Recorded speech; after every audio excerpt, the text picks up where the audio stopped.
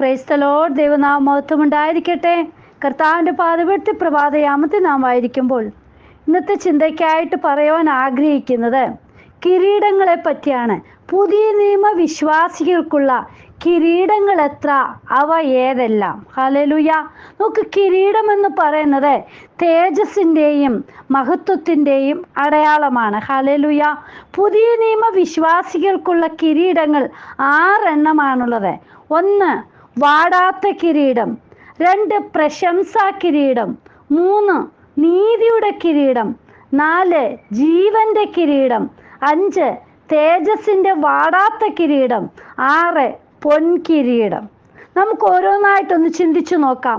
വാടാത്ത കിരീടം ജഡത്തെ ജയിച്ച് ജീവിച്ചവർക്ക് ലഭിക്കുന്നതാണിത്. ഹല്ലേലൂയ. കൊരിന്ത്യർക്ക് എഴുതിയ 1-ാം ലേഖനം 9-ാം അധ്യായം 24-25 വാക്യങ്ങൾ നോക്കുമ്പോൾ, ഓട്ടക്കളത്തിൽ ഓടുന്നവർ എല്ലാവരും ഓടുന്നു എങ്കിലും ഒരുവനെ വിരുദു പ്രാപിക്കുന്നുള്ളൂ എന്ന് അറിയുന്നില്ലയോ? നിങ്ങളും പ്രാപിക്കുവാൻ തക്കവണ്ണം ഓടുവിൻ. അംഗം പൊരുതുന്നവൻ ഒക്കെയും സകലത്തിലും വർജനം ആചരിക്കുന്നു. അതോ അവർ വാടുന്ന കിരീടവും നാമോ വാടാത്തതും പ്രാപിക്കേണ്ടതിന് തന്നെ. ഹല്ലേലൂയ. അടുത്തതായിട്ട് പ്രശംസാ കിരീടം. അത് ആത്മാക്കളെ നേടിയ എല്ലാവർക്കും ലഭിക്കുന്ന ഒന്നാണ്. ദാനിയേൽ പ്രവാചകന്റെ പുസ്തകം 12-ാം അധ്യായം 3-ാം വാക്യത്തിൽ പറയുന്നു, എന്നാൽ ബുദ്ധിമാന്മാർ ആകാശമണ്ഡലത്തിലെ പ്രഭ പോലെയും പലരെയും നീതിയിലേക്ക് തിരിക്കുന്നവർ നക്ഷത്രങ്ങളെ പോലെയും എന്നും എന്നേക്കും പ്രകാശിക്കും. അതിനോ ആധാരമായി അപ്പോസ്തലനായ പൗലോസ് തെസ്സലോനിക്കർ എഴുതിയ 1-ാം ലേഖനം 2-ാം അധ്യായം 19-ാം വാക്യത്തിൽ പറയുന്നുണ്ട്, നമ്മുടെ കർത്താവായ യേശുവിൻ്റെ മുമ്പാകെ അവൻ്റെ പ്രത്യക്ഷതയിൽ ഞങ്ങളുടെ ആശയോ സന്തോഷമോ പ്രശംസാ കിരീടമോ ആറാകുന്നു, നിങ്ങളും അല്ലയോ? ഹല്ലേലൂയ. 3-ാമത്തെ നോക്കാം, നീതിയുടെ കിരീടം.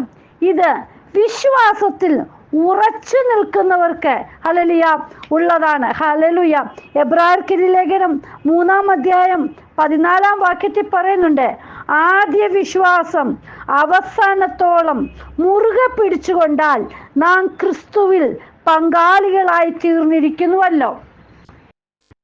തീമോഥെയോസിന്റെ 2-ാം ലേഖനം 4-ാം അധ്യായം 8-ാം വാക്യത്തിൽ, ഇനി നീതിയുടെ കിരീടം എനിക്കായി വച്ചിരിക്കുന്നു, അത് നീതിയുള്ള ന്യായാധിപതിയായ കർത്താവ് ആ ദിവസത്തിൽ എനിക്ക് നൽകും, എനിക്ക് മാത്രമല്ല അവൻ്റെ പ്രത്യക്ഷതയിൽ പ്രിയം വെച്ച ഏവർക്കും കൂടെ.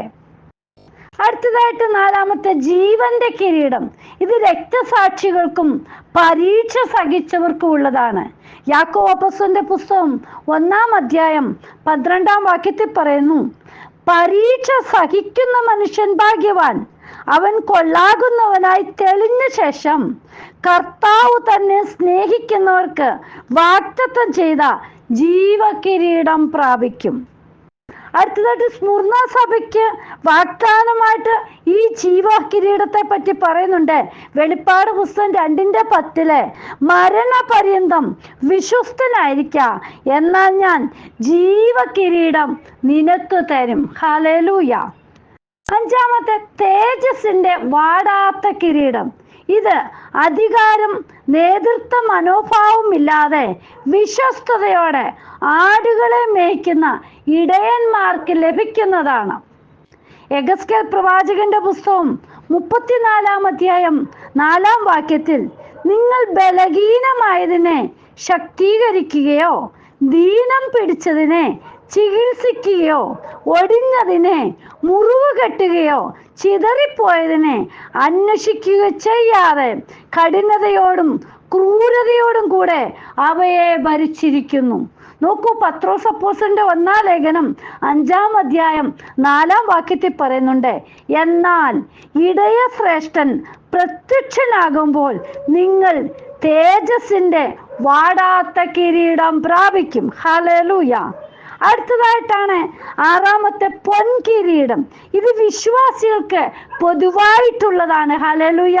വെളിപ്പാട് പുസ്തകം 4:4 പറയുന്നുണ്ട്, സിംഹാസനത്തിന്റെ ചുറ്റിലും 24 സിംഹാസനം വെള്ളയുടുപ്പ് ധരിച്ചും കൊണ്ട് സിംഹാസനം ഇരിക്കുന്ന 24 മൂപ്പന്മാർ അവരുടെ തലയിൽ പൊൻകിരീടം. ഹല്ലേലൂയ. പ്രിയ മക്കളെ, ഹല്ലേലൂയ, വിശ്വാസികൾക്കുള്ള 6 കിരീടങ്ങളെ പറ്റിയാണ് ഇന്ന് പറഞ്ഞിരിക്കുന്നത്. ഹല്ലേലൂയ. ഇതിൽ ഏത് കിരീടമാണ് നമുക്ക് ഓരോരുത്തർക്കും ലഭിക്കുന്നതെന്ന് നാം തന്നെ ഓർത്ത് ചിന്തിച്ച്, ഹല്ലേലൂയ, വിശ്വാസത്തിന്റെ നായകനും പൂർത്തി വരുത്തുന്നവനുമായ യേശുവിനെ നോക്കി, ഹല്ലേലൂയ, നമുക്ക് വച്ചിരിക്കുന്ന ഓട്ടം സ്ഥിരതയോടോടുക, നിത്യതയ്ക്ക് വേണ്ടി അവകാശികളായി തീരുവാൻ നമുക്ക് ഓരോരുത്തർക്കും ആയിത്തീരാം. ദൈവകരങ്ങളിലേക്ക് നമ്മെ തന്നെ സമർപ്പിക്കാം. കർത്താവെ, അങ്ങയുടെ കരങ്ങളിലേക്ക് ഇന്ന് വചനം കേൾക്കുന്ന ഓരോ മക്കളെയും സമർപ്പിക്കുന്ന അപ്പച്ച, ഏത് വിധത്തിലാണ്, ഹല്ലേലൂയ, ഏത് തരത്തിലുള്ള കിരീടങ്ങളാണ് ഞങ്ങൾക്ക് ലഭിക്കേണ്ടത്? എൻ്റെ ദൈവമേ, എങ്ങനെ ഞങ്ങളെ തന്നെ, ഹല്ലേലൂയ, നിയന്ത്രിച്ചു നടത്തണം? കർത്താവിൻ്റെ, ഹല്ലേലൂയ, പാദപീഠത്തിൽ ഞങ്ങൾ എപ്രകാരമായി തീരണം? ഞങ്ങളെ തന്നെ, ഹല്ലേലൂയ, ക്രമീകരിക്കുവാൻ, ആ കിരീടങ്ങൾ പ്രാപിച്ചെടുക്കുവാൻ ഞങ്ങളെ ഒരുക്കത്തോടെ ആക്കി തീർക്കണമേ.